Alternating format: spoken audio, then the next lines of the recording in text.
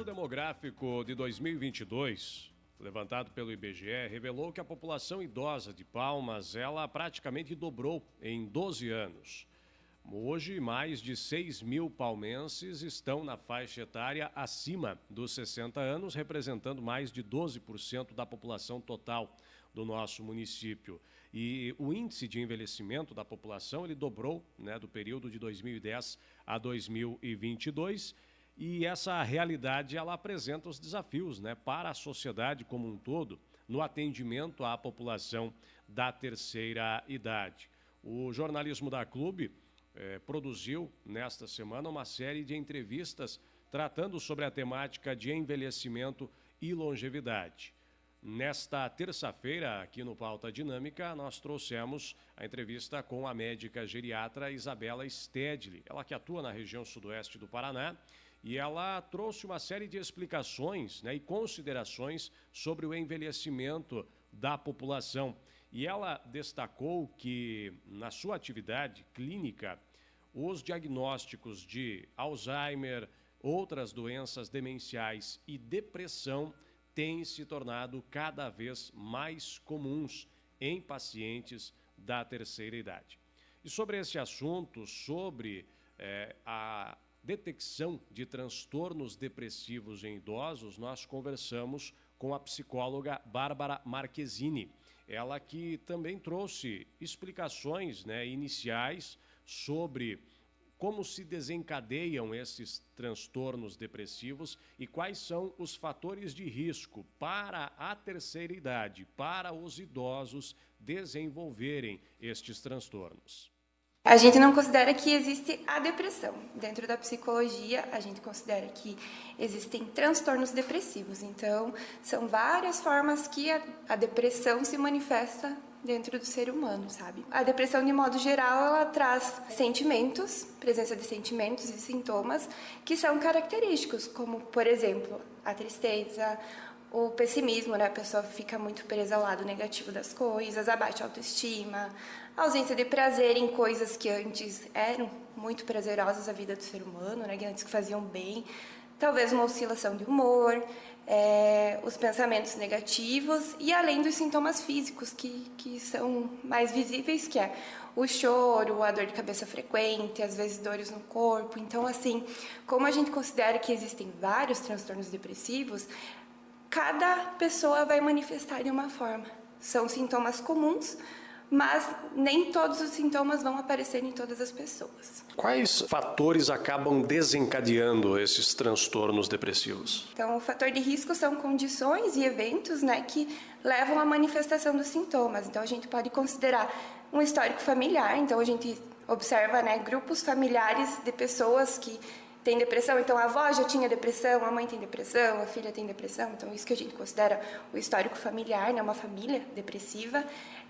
Alguns outros transtornos psiquiátricos correlacionados, por exemplo, um estresse muito grande, ansiedade, A gente também pode observar disfunções hormonais, a questão de obesidade, excesso de peso, sedentarismo, vícios, cigarro, álcool, drogas, a gente observa que é um fator de risco muito grande a propensão à depressão, E também excesso de uso de internet, hoje em dia com a internet que a gente tem, a produção de notícias em massa, E a gente percebe que as pessoas fixam muito nas notícias negativas que estão na mídia, que estão na internet, Traumas físicos, traumas psicológicos, então assim, não tem um fator só que desencadeia a depressão. Ela é multifatorial e cada caso vai desencadear talvez de uma forma diferente. Na tua atuação profissional, na tua e dos demais profissionais da psicologia, e como você coloca, são diferentes os tipos de transtornos depressivos, como é que é o trabalho do profissional para poder identificar, por exemplo, que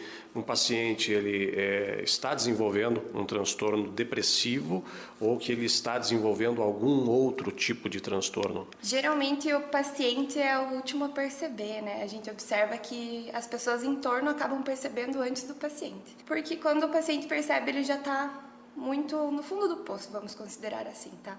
Então as pessoas percebem que aquela pessoa começou a se isolar mais, aquela pessoa está mais chorosa, está mais sensível, já não é mais a pessoa com o mesmo brilho, vamos considerar assim, que tinha antes. Então, geralmente as pessoas que estão fora acabam percebendo antes.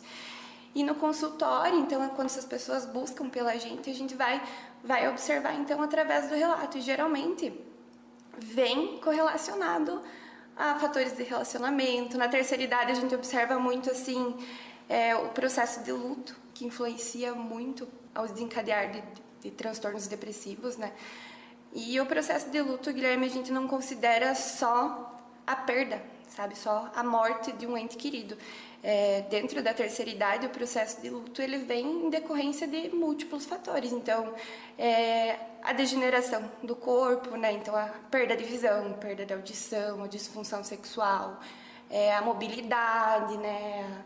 A limitação de movimentos são consideradas perdas. Então, a gente considera que possa ser um processo de luto na terceira idade. A própria perda dos entes queridos, então, da companheira, dos irmãos, da família. Então, ver as pessoas em torno falecendo, né? E também a questão, muitas vezes, do afastamento de pessoas queridas, né? A gente percebe que idosos acabam se isolando mais, a família às vezes não tem aquele tempo a dispor aos idosos. Então, tudo isso são queixas de consultório que a gente observa que são as manifestações de transtornos depressivos. A depressão, ela não tem, assim, uma faixa etária alvo. Todas as faixas etárias estão suscetíveis a desenvolvimento de transtornos depressivos. Sim, todas as faixas etárias, inclusive as crianças. A gente observa quadros clínicos de depressão em crianças hoje em dia. Então, é uma doença que ela atravessa todas as gerações, né? Não fica limitada à terceira idade, propriamente dita.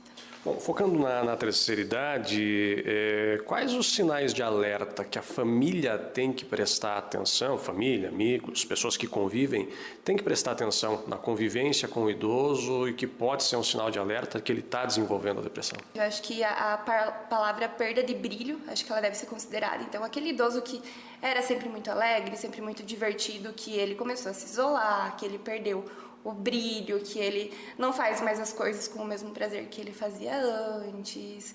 Tudo isso são pontos, assim, acho que englobam muitas coisas e que a família já consegue perceber manifestação de possíveis transtornos depressivos, né? Tem fatores que não tem como prevenir. Perda de um ente querido, são situações que não tem como. Mas quais outros meios existem para se prevenir o desenvolvimento de transtornos depressivos na terceira idade? Certo, eu penso que tudo aquilo que eleva a qualidade de vida, eu acho que são fatores de prevenção, né? Então, atividade física, a gente precisa considerar que a atividade física não é só para um corpo bonito, a atividade física ela vem para trazer qualidade de vida para o ser humano, né? A questão de uma alimentação saudável, então a reposição dos nutrientes importantes para um bom funcionamento do organismo, a questão de estar próximo de pessoas que a gente gosta, de participar de eventos sociais, de estar ativo na sociedade. Eu acho que tudo isso são fatores que influenciam muito para que a depressão não se manifeste.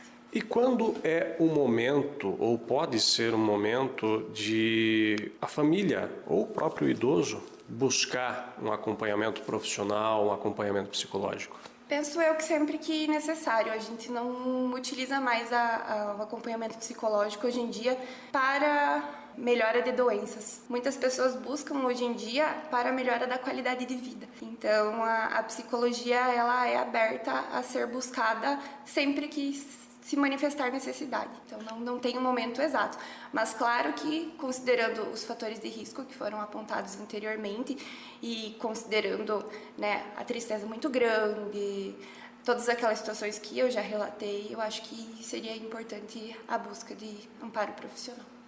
Essa é a psicóloga Bárbara Marquezini, né, trazendo, dentro dessa série de entrevistas sobre envelhecimento e longevidade, algumas considerações a respeito, né, de transtornos depressivos que podem ser desenvolvidos na terceira idade por diversos fatores, como ela apresentou na entrevista. Amanhã, no Pauta Dinâmica, nós vamos trazer também, dentro desta série, finalizando ela, uma entrevista sobre o envelhecimento das pessoas com deficiência, né? Nós estamos ainda dentro da Semana Nacional da Pessoa com Deficiência, data que se encerra amanhã, dia 28, e nós vamos tratar sobre esse assunto que ainda não recebe tanta atenção da sociedade. Quando se fala em pessoa com deficiência, muitas vezes a imagem que nós temos é uma, mas, por exemplo, hoje a expectativa de vida das pessoas com deficiência, ela